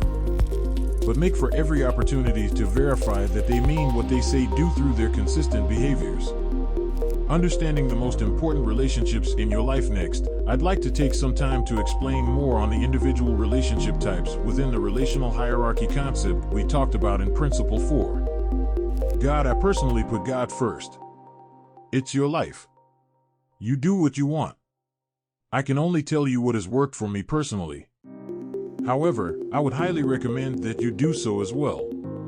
The reason for this is that God has taught me how to love myself and others. If you want to understand how to love yourself, learn how to love God. I honestly believe the only reason God would ask us to love Him first is because He knows that in order to fully love ourselves, we need to understand how to love Him. This is because He wants to draw us into Himself. Our Father wants us to be a part of Him through accepting Christ and receiving the Holy Spirit.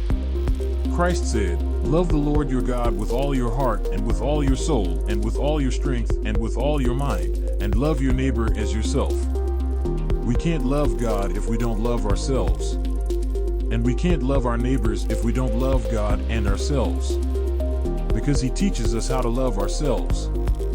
Some people make themselves their own God. Other people put their faith in other gods. We all have the right to choose. But are they all the same? You only know if you actively seek out the answer. This is what I am encouraging you to do.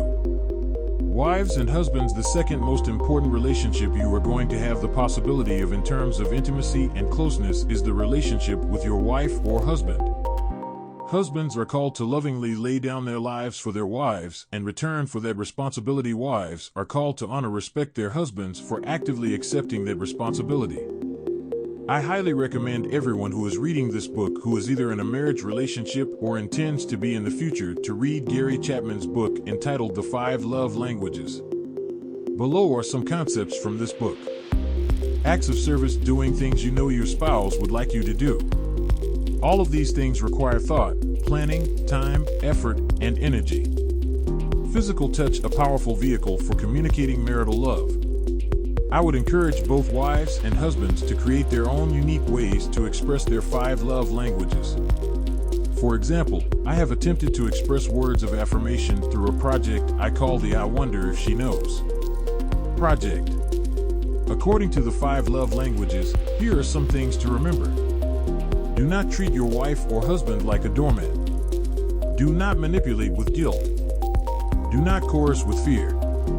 Do not verbally, emotionally, psychologically, sexually, or physically abuse your wife or husband in any way. Do not deprive one another of touch, especially sex. 1 Corinthians 7 verse 5 says, "Do not deprive each other of sexual relations, unless you both agree to refrain from sexual intimacy for a limited time so you can give yourselves more completely to prayer. Afterwards, you should come together again so that Satan won't be able to tempt you because of your lack of self-control." As a side note, there is a hormone and neurotransmitter called oxytocin that is released with increasing intensity during sexual arousal and orgasms. According to some of the relationship-enhancing effects are trust, gazing, empathy, positive relationship memories, faithfulness, positive communication, processing of bonding cues, relaxation, and overall psychological stability. Another book I highly recommend for wives and husbands is Stephen and Alex Kendrick's book entitled The Love Dare. The emphasis of this book is to love as an action, not as a 7 feeling. If you accept this dare, you must take the view that instead of following your heart, you are choosing to lead it. The truth is, love is a decision and not just a feeling. It is selfless, sacrificial, and transformational. Although there are many other relationship books I would love to recommend, there is one more I will highly recommend here, and that is Willard Harley's book entitled Love Busters. Below are some of the things you should not do. 8 annoying habits, behaviors repeated without much thought that bother your spouse or not considering your spouse with regards to your habits. This book, Love Busters, helps wives and husbands learn how to avoid the stressors and conflict that arises from such negative behaviors. One of the ways to combat these negative behaviors, as mentioned in the book, is the policy of radical honesty, revealing to your spouse as much information about yourself as you know, your thoughts, feelings, habits, likes, dislikes, personal history, daily activities, and plans for the future. Seek to be radically honest with your spouse. Another key behavior to work towards with your spouse mentioned in this book is the policy of joint agreement, never doing anything without an enthusiastic agreement between you and your spouse. Children, if you have children, mentor children, or are planning on having or mentoring children in the future, you probably know a good amount about what they are like. Children are basically as close to innocence as one can get. They represent each of us as adults before we became adults. Think about that. We didn't come out of our mother's wombs dressed in business attire and holding a briefcase.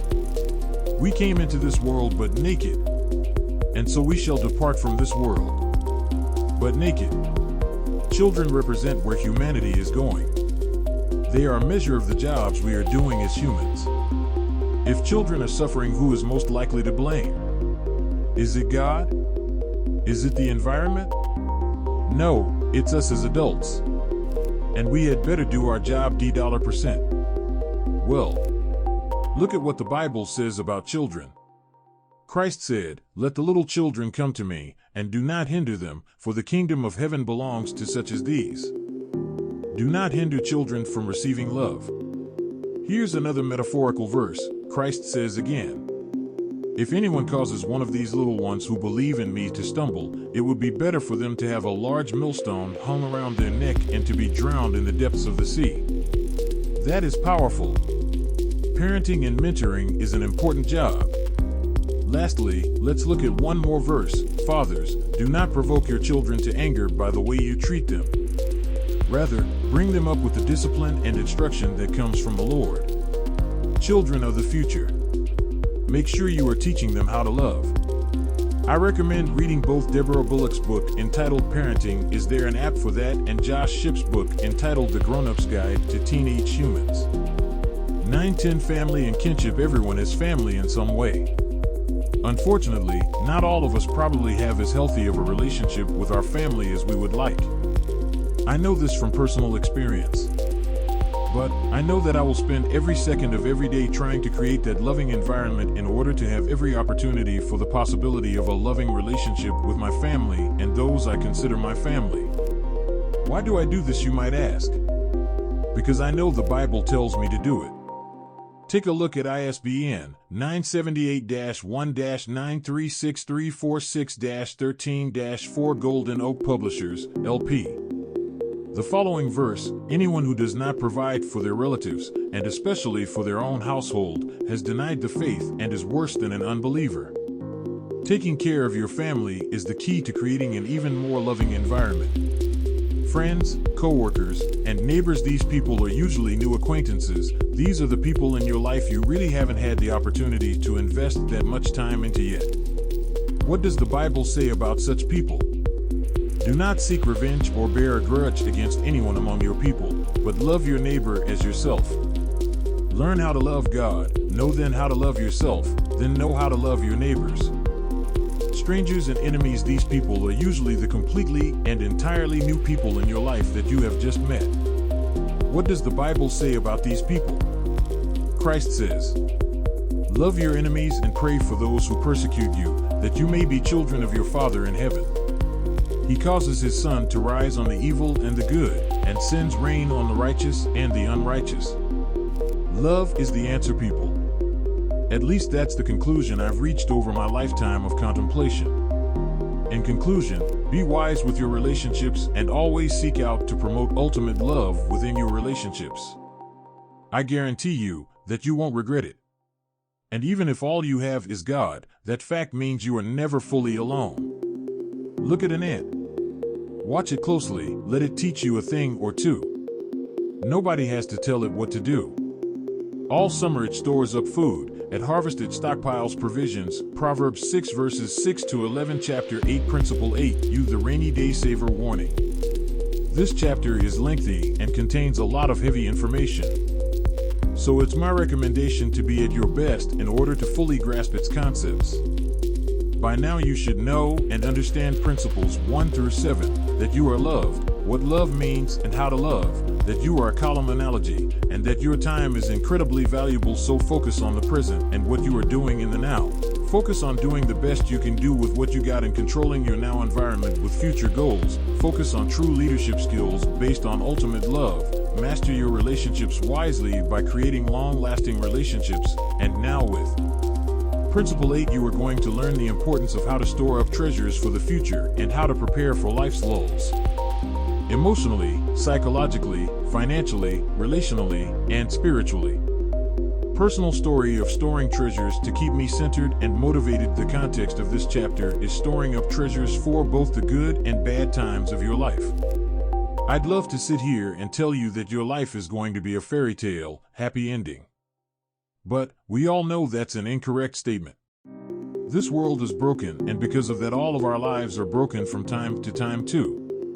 Here is a short list of my personal lulls of hardship in my life. I've been terribly sick. I've been misunderstood. I've been abused. I've been mistreated. I've been homeless. I've lost best friends. I've lost jobs. I've been treated unjustly. I've felt completely alone, etc. It's times like these that squeezed me. And often what came out of me was not good habits, but bad, self-medicating, and destructive habits. I often, not always but often, plundered the page trough instead of going back to stored up treasures. When I wasn't self-medicating or behaving destructively, there were many treasures I would go to during the difficult hardships I experienced in my life. The most important for me personally was the Word and my relationship with Christ. By storing up what I knew Christ had to say about the depths of my meaning, my being, and personal significance, I was able to regain a positive perspective on life regardless of how terrible things might have been or how terrible I knew I had been. I would also store up inspirational motivation from my family, friends, and influencers. I would replay encouraging words heard over and over again in my mind. Another important treasure I learned to store up was financial. I learned to have an emergency savings fund of at least $1,000 if tragedy was to temporarily enter into my life. This has saved me much hardship. Here is a brief list with short descriptions of my current treasure troves that I keep to remind and motivate me to continue pursuing good for myself and others. The Word, because it reminds me what love is and how to love. Remembering that even if you don't have anything, you always have faith, hope, and love. My goals, because I know that I'll stumble. But if I continue to aim for a goal, eventually I'm going to get there. My family, because I know that if I continue to fight through hardships, then I can provide for, speak wisdom to, and create a legacy for my child. And an individual I personally call Gail, because during one of the most difficult times in my life, this person influenced me and helped me to not feel alone. They showed me that I could accomplish anything I set my mind to. And for that, I am eternally grateful. Creating emotional, psychological, financial, relational, and spiritual savings. Look to the ants. They have no supervisor, no on-site manager, no district manager, no vice president, and no CEO delegating their tasks. Ants do what needs to be done. In unison. As a team. What an amazing creature. Ants are known to store food during the summer in order to survive in the winter. It's coded into their DNA, this instinctual ability to understand the extreme value behind storing nutrition in the now so that they can survive down the road. What ants show us is the power of teamwork and efficiency in working towards a common goal while being completely unsupervised. Each individual ant must have the discipline it takes to work without being micromanaged. Ants are able to do this flawlessly. The Bible says, "You lazy fool, look at an ant. Watch it closely, let it teach you a thing or two." Nobody has to tell it what to do. All summer it stores up food, at harvest it stockpiles provisions. What excuse do we have to complain of our work? When the ant doesn't receive anything but food in return for a life of work. Emotional savings. Our emotional state is very important. From what I have learned, I have reached the conclusion that many of our empty emotional states comes from the lies we are either telling ourselves or the lies we are believing. These lies create an empty space, a negative space, or a vacuum lacking core stability. One of the books I have read in my life that helped greatly with combating these lies, William Backus and Mari Chapian's book entitled Telling Yourself the Truth. I highly recommend this book to anyone wanting to gain control over their negative emotions. As stated in the book, This book is written to help you possess the happiness you desire and to be the person you'd like to be. The Bible says it is the truth that sets humanity free. Christ is that truth. When we inject the truth into our every thought, sweeping away the lies and misbeliefs, we find our lives radically changed for the happier, better. Telling Yourself the Truth, 1982, Bethany House Publishers, ISBN 13-9780871235626. Misbeliefs are the direct cause of emotional turmoil, maladaptive behavior, and most so-called mental illness. Misbeliefs are the cause of the destructive behavior people persist in engaging in even when they are fully aware that it is harmful to them. As the book says, your beliefs and misbeliefs are the most important factors to your mental and emotional life. Let your mind control your emotions, instead of your emotions controlling your mind.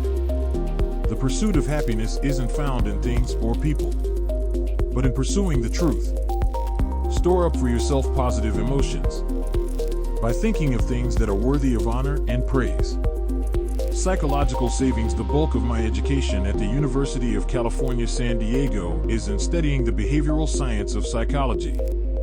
I became very interested in understanding child developmental psychology and neuroscience. The brain is amazing. Each of us has a uniquely wired brain through which we encode our past, our present, and our future. Our minds and the psychology behind our thoughts is as vast as the universe, if not beyond. So I can't emphasize this enough. Your psychological state is very important. The mind can make or break a person. Don't take your thoughts lightly. One of my favorite neuroscientists is Dr. Daniel Amen, who runs the world-renowned Amen Clinics. Dr. Amen authored the book Change Your Brain, Change Your Body. I hands down highly recommend this book to every single person reading this book. Below are some key takeaways from Dr. Amen's book. This book covers everything from brain anatomy to scientific research to nutrition. After reading this book, I highly recommend learning to cook with the following nutrients. Drink plenty of water, turmeric, saffron extract, sage, cinnamon, fish oil, bananas, and grapeseed oil. Just to name a few. With this book, one key piece of information to understand is the concept of the brain's reserve. Dr. Amen's book defines brain reserve as follows. Brain reserve is the fusion of healthy brain function we have to deal with stressful events or injuries. The more reserve you have, the better you can cope with the unexpected. The less you have, the harder it is for you to handle tough times and injuries, the more likely you are to gobble up a bag of Oreo cookies or swig alcohol as a coping mechanism. You want to store up stress-free, healthy memories in order to get you through the difficult circumstances and situations in your life. Another important book I highly recommend is Joyce Meyer's Battlefield of the Mind. For me personally, a very important takeaway from this book has been boldly stating the fact that the mind is a battlefield. Think of thoughts, voices in the dark. Thoughts such as "you should drop this baby," or "that person's better than you," etc. Joyce Meyer makes the following statement in her book, "The Devil Argues with Us." He offers us theories and reasonings. All of this activity goes on in the mind. The mind is a battlefield. This is important to understand because our minds are fed with lies every day. We need to store up defenses to these lies and declare all-out war upon the thoughts within our minds that are wreaking havoc upon the deepest parts of our being and our societies. Christ said the truth will set you free. Live in freedom. Financial savings money has the potential to do incredible amounts of good. However, the sad truth is that it also has the ability to do incredible amounts of evil. Really, it's not the money that is the problem, but the hearts of humankind in the struggle of good versus evil. The Bible says, "Get wisdom, it's worth more than money. Choose insight over income every time." It also says, "Don't run up debts, except for the huge debt of love you owe each other." God sets the example in showing us that He sees debt as something that has the potential to enslave humanity, both as an analogy for Christ and our harmful behaviors, and for the actual use of our money. Another key passage to grasp is, "They who are faithful in a very little thing is faithful also in much." How are you being responsible with your money? Another key point is, I am not going to argue that banks and lenders are not greatly needed. They have the potential for incredible amounts of stability and growth. However, it is wise to eventually get out of debt entirely and as quickly as possible. The Bible says, "Owe nothing to anyone. Keep out of debt and owe no man anything." This should be your ultimate goal in your finances. It is good for your health and the economy in the long run. One resource I highly recommend is Dave Ramsey's Ramsey Plus. He is the author of multiple financial books, host of The Dave Ramsey Show, and keynote speaker at multiple events. Below are the 7 Dave Ramsey baby steps as found on his website.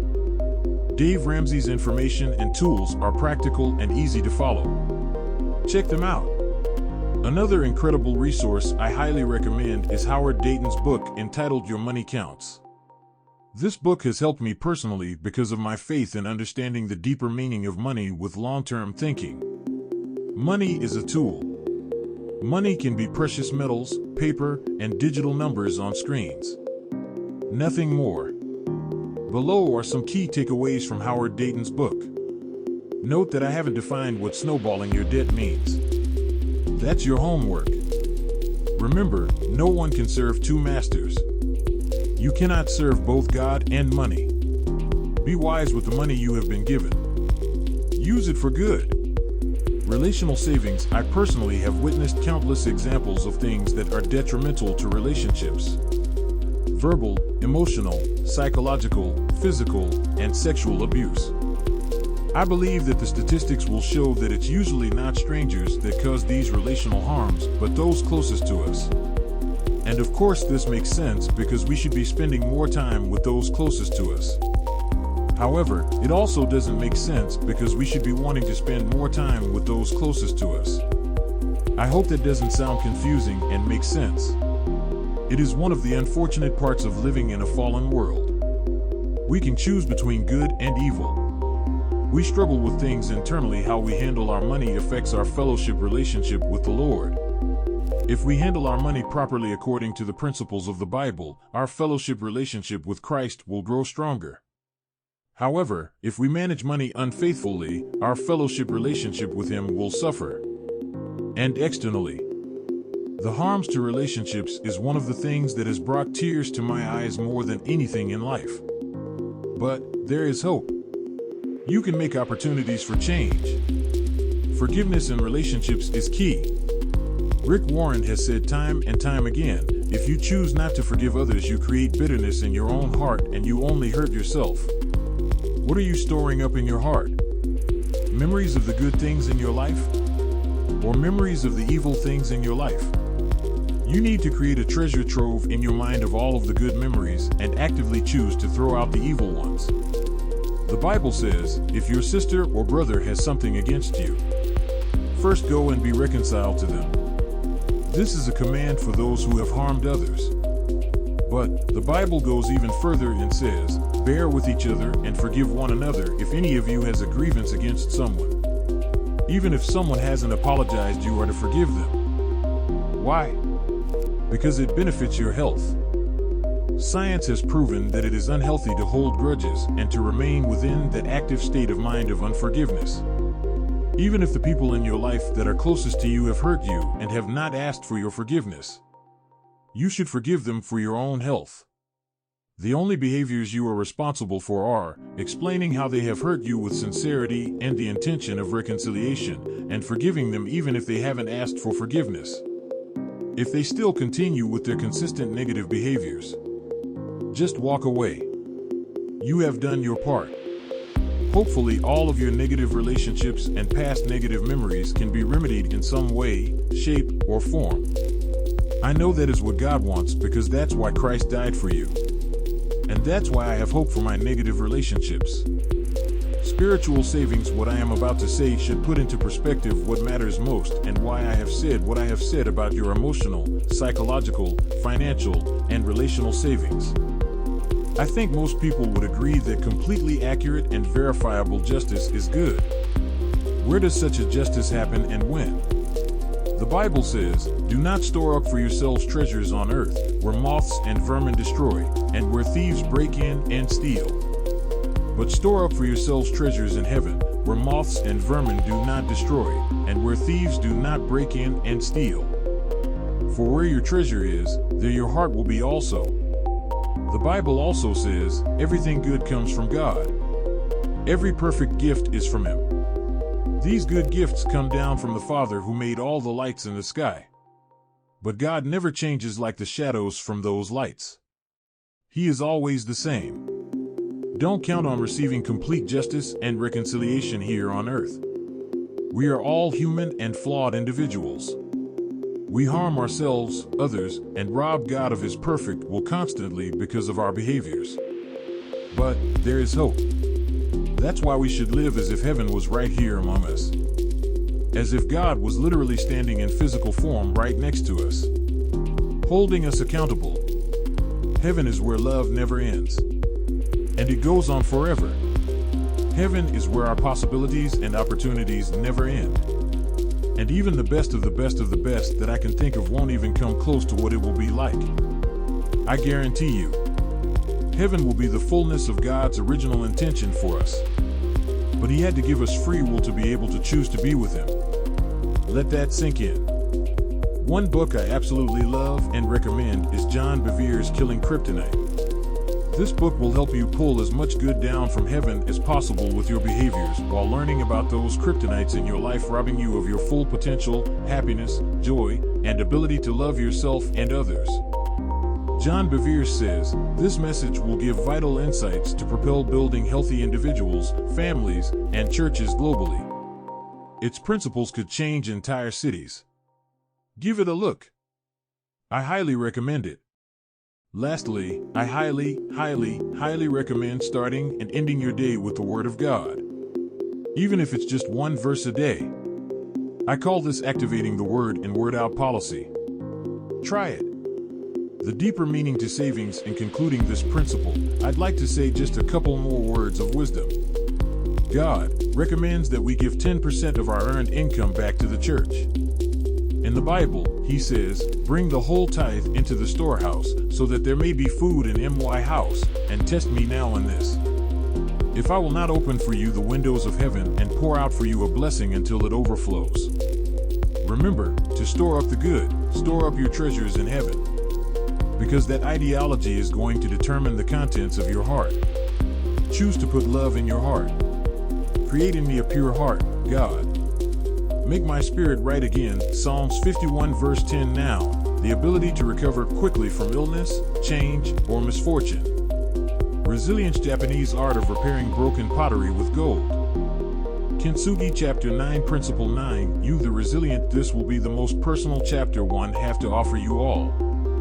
By now you should know and understand principles 1 through 8, that you are loved, what love means and how to love, that you are a column analogy, and that your time is incredibly valuable, so focus on the present and what you are doing in the now. Focus on doing the best you can do with what you got and controlling your now environment with future goals. Focus on true leadership skills based on ultimate love. Master your relationships wisely by creating long-lasting relationships. How to store up treasures for the future. Now, with Principle 9, you will learn how to overcome adversity and stretch your thinking when nothing seems to be going your way. Personal story of resilience. Ever since I could remember, I have been fascinated with music and musical instruments. I love music. Music without lyrics is a universal language that every person around the globe can relate to and understand in some way. Isn't that amazing? The Bible says heaven is going to be full of music. In fact, one of the jobs you will get to have in heaven is to create music. Pretty cool. You're probably wondering, where am I going with this? Well, I'm glad you asked. In 2001, I was introduced to a program called Fruity Loops. I experimented with instrumental music with this program for years. During my musical experimentation, I tried to come up with a name for myself as an artist. So I searched the dictionary and found the word resilience. I chose this word because I wanted it to describe me. My parents' relationship had fallen apart, several of my childhood friendships had fallen apart, my life lacked consistency, and I really felt torn apart by so many different things. So I chose resilience because of its definition, which is as follows: the ability to recover quickly from illness, change, or misfortune. The act of resilient, leaping, or springing back, the act of rebounding. I wanted the world to know I wasn't going to lie down in defeat, but that I was going to break the mold despite all of the tragedy that had happened in my life. So I want you all to know that no matter what you have been through in life, you can all choose to be resilient. And you will be stronger because of it. Have resilience and fill in your column cracks with gold. I want to have radical honesty with every person reading this book. That unfortunately means sharing the negative along with the positive outcomes in life. Everyone will face tragedy in their life. Using the column analogy, you as a column will have chips and cracks because of these negative situations, key events in your life. But because of what I am sharing with you in this book, you will be able to fail fast, course correct, reinforce yourself, and become stronger than you were before. There's always hope. The key takeaway from this chapter involves understanding the Japanese art of kintsugi. Let's say you have a priceless piece of pottery that has been in your family for generations, and you drop it and part of it breaks off. Instead of throwing it away, you are going to want to repair it, right? Of course you are. So what the Japanese have done is learn to make these broken things in their lives more valuable and beautiful than before. What a beautiful concept. You are far more valuable than a piece of priceless pottery. Know that fact. Own that fact. You are unique and priceless. So just because you have either self-inflicted wounds or have been hurt by others in your life doesn't mean you should just give up on yourself. No. Let's make you more beautiful than before and fix those chips or cracks by filling them in with gold. Possible life events that need to be filled in with gold. I want you as the reader of this book to know that I'm right here with you. Let's walk through this together. I know this has the potential to cause lots of grief, sorrow, or hurt to rise to the surface. But don't be afraid to face these things. I've got you. And more importantly, God has got you. I'll start by sharing some of my cracks. Self-inflicted cracks in you first. I'll start with my self-inflicted cracks. I used to try and get away with a lot as a kid. Lying was a huge crack for me. I used to be very selfish and not think of others before I thought of myself. I fell into the wrong crowd. I hurt those closest to me, including my parents, my brother, classmates, lifelong friends, my ex-wife, and even a couple of strangers here and there.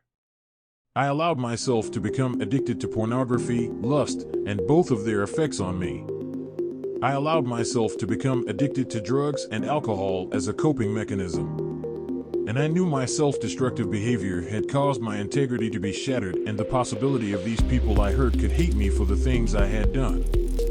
And even though I eventually repented and felt bad for these things, I still beat myself up constantly, making the cracks even larger and widespread.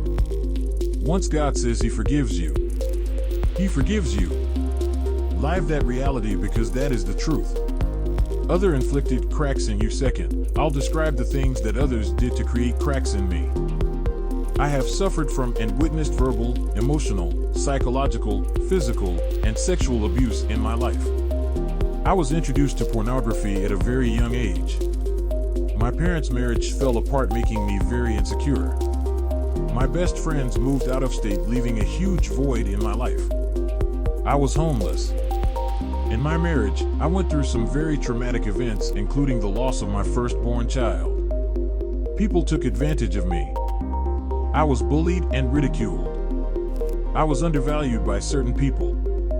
I was misjudged. I was mocked. I lost close friends time and time again. I was lied about. Environmental inflicted cracks in you. And third, I'll describe the things in my life that just happened and created cracks. I was born being choked by my umbilical cord. I was stung by a bee that resulted in an infection that could have taken my life. I injured my right foot as a child and suffered from chronic pain until recently. I suffer from something called hyperhidrosis that created intense anxiety and self-image issues growing up. I was in several major car accidents. I lost someone I considered family to cancer and disease. I suffered from mental illness and its stigma. I suffered from heightism and its stigma. I suffered from job instability. I suffered from the crippling effects of being in debt. My childhood church fell apart and abandoned each other. I suffered from extreme self-consciousness and body dysmorphic disorder. I suffered from extreme anxiety and depression. I suffered from fear for my personal safety. I developed paranoia and PTSD.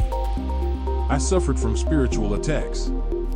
And eventually, the stress and negativity in my life was so great one day after a particularly difficult day at home and at work that as I sat in my car after work, I was overcome with such sorrow that my heart stopped beating.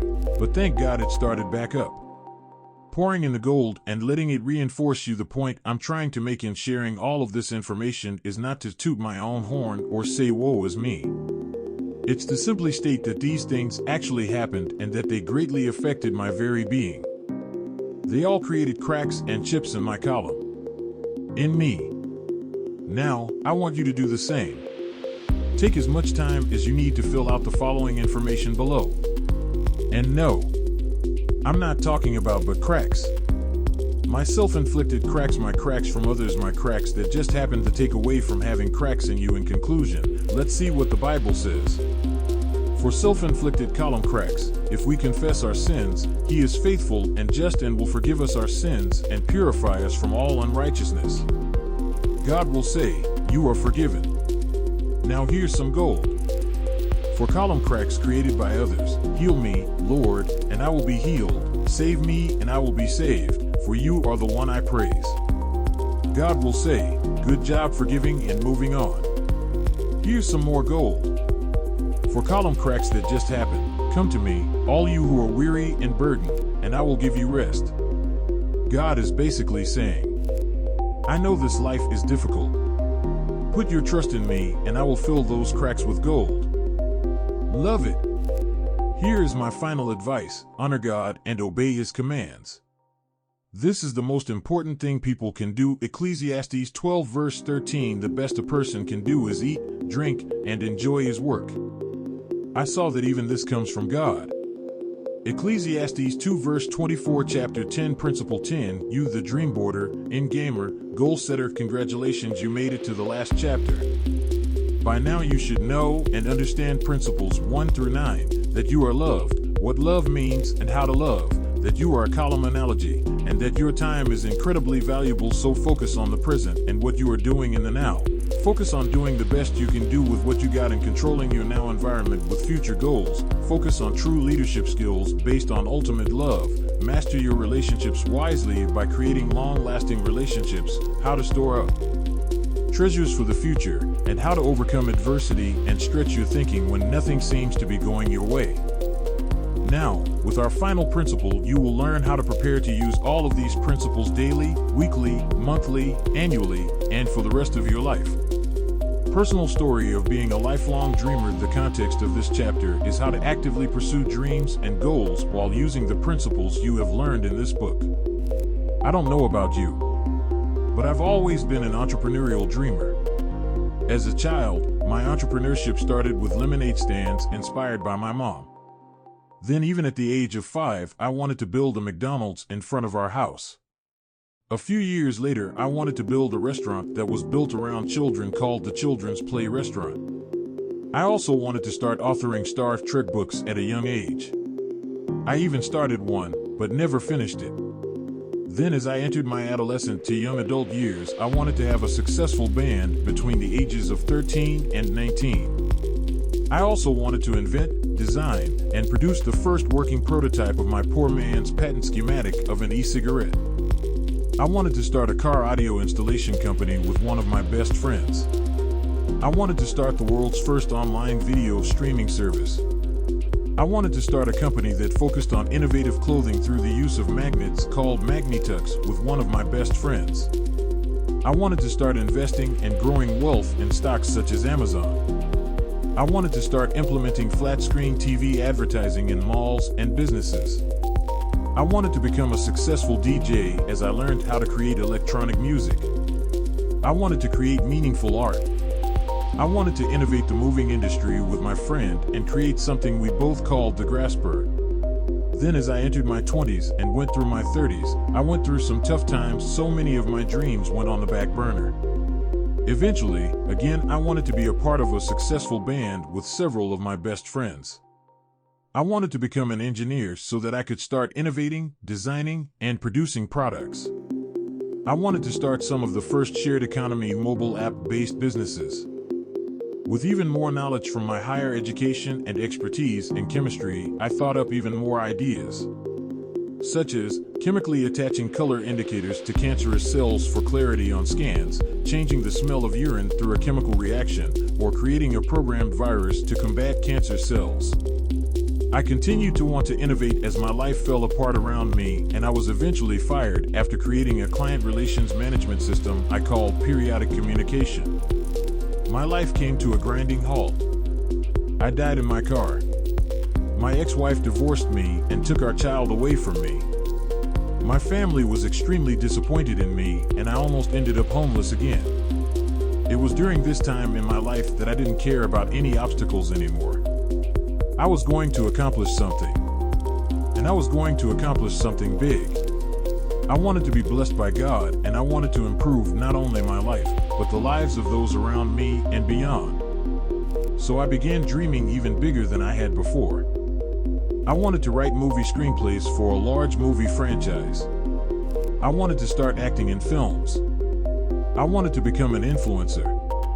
I wanted to protect people from injustice and corruption in politics. I wanted to write and create a fictional novel series. And I wanted to write this self-help book. In conclusion, yeah, I had a lot of dreams, and I continue to have a lot of dreams. I haven't even mentioned all of my dreams and goals. But in order to accomplish anything, I needed to be organized, I needed to be realistic, I needed to be motivated, I needed to be prepared for failure and critique, and I needed to learn to take baby steps in order to make progress to eventually reach my goals. That's why now I write my goals down in a clear and concise manner so that I can schedule them and have due dates. That's why I've got things written on the walls of my bedroom. That's why I have a crude and simple dream board that needs more color. That's why I'm reaching out to individuals in my life to create a safety net of individuals to keep me focused. You can do all of this and more. It is my hope that I have helped nudge you in the right direction, and it is my hope that you are successful in helping yourself, those around you, and even produce on a national or global scale. Dream big. Learn to define the problem first. You should always try to figure out what positive changes you want to see in yourself and in the world around you. Ask yourself, what problems am I trying to solve or remedy for myself and others? Use the good versus evil strategy, the concept of ultimate love, and all of the other principles you have learned in this book in order to think as large-scale and long-term as possible. Don't limit yourself. Go for it. Take a few minutes to do so. Second, begin with the end in mind. Second, you are going to want to know where you and others will eventually be with the solutions you are attempting to offer. Ask yourself, where do I want myself and others to end up after I do what needs to be done to solve these problems? Again, use the good versus evil strategy, the concept of ultimate love, and all of the other principles you have learned in this book in order to think as large-scale and long-term as possible. Don't limit yourself. Go for it. Take a few minutes to do so. How and why to create a dream board. Third, create a visual you can look at daily to remind yourself of your goals. A board full of words, descriptions, pictures, and symbols that represent each of your individual goals in an organized way. This is a strategy many people use to pump themselves up, stay focused, and remind themselves of their most important goals. Ask yourself, how am I going to prioritize my goals and dreams for myself and others logically in relation to my problem solving? I recommend creating a spreadsheet and dividing your goals into 3 distinct categories: the goals dreams with the highest level of priority, the goals dreams with medium levels of priority, and the goals dreams with low levels of priority. Eventually, what will happen is you should be able to work your way down from those that are the highest priority, then graduate your medium level priorities to your new high level priorities, and so on, resulting in adding even more goals dreams that are your new low-level priorities. When prioritizing your goals, dreams, think in terms of, where do I have the highest level of influence? Which of these goals, dreams can I accomplish quickly with what I have right now? And which of these goals, dreams hold the highest value of motivation for myself? Take some time to do this now and don't rush. Really think about them critically. Turning dreams into actionables and actionables into goal achievements. Whenever attempting to turn a goal dream into a reality, consider whether or not you need legal protections. This is before you even set a pen to paper or tell anyone about your idea. Protect your intellectual property. Even before you explain your ideas that might need legal protections to anyone, have them sign a good faith agreement with you. I recommend you doing more research on protecting your intellectual property. This will be the last personal research assignment I give to you. Fourth, you want to break your goals, dreams down even further into what a mentor of mine calls actionables. Actionables are the individual actions, steps you take in order to get a goal achievement done. For example, me creating an outline for this book is one actionable, and me actually writing down sentences is another actionable. Ask yourself, how do I break my goals, dreams into simple steps and achieve them through creating deadlines for myself and others? I recommend that you do the following. Think in terms of logic. Think of how each step can be prioritized, and create a list of your actionables that is organized, prioritized, and numbered in terms of the logical steps that need to be taken before the next number on the list. Pretty simple, right? I hope that this hasn't been confusing. This fourth step will require the most critical thinking, designing, organizing, and prioritizing. But you can get it done. Take some time to do this now and practice with something simple just so you get the hang of it. Then tackle the larger projects you want to complete. Have fun doing this. Open hand policy. Congrats. You've reached the end of the book. I have one last piece of wisdom for you. Remember, everything is God's from the beginning to the end and beyond. Own that fact. Have an open hand policy, in which you hold everything you have metaphorically with open hands, declaring it to be for God's purposes. This will help you let go, give to others, and work in freedom. Now, go do it. Legal disclaimer: this book is designed to provide information and motivation to our readers. It is sold with the understanding that the publisher is not engaged to render any type of psychological, legal, or any other kind of professional advice. The content of each article is the sole expression and opinion of its author, and not necessarily that of the publisher. No warranties or guarantees are expressed or implied by the publisher's choice to include any of the content in this volume. Neither the publisher nor the individual author shall be liable for any physical, psychological, emotional, financial, or commercial damages, including, but not limited to, special, incidental, consequential, or other damages. Our views and rights are the same. You are responsible for your own choices, actions, and results. This book was written with the intention of good faith for all parties involved. This is a rough draft 1.0. Please keep as private as possible until the release date. If you want to talk about it with other people, I don't mind. I just want to make sure that the final draft is the main source material that is officially released.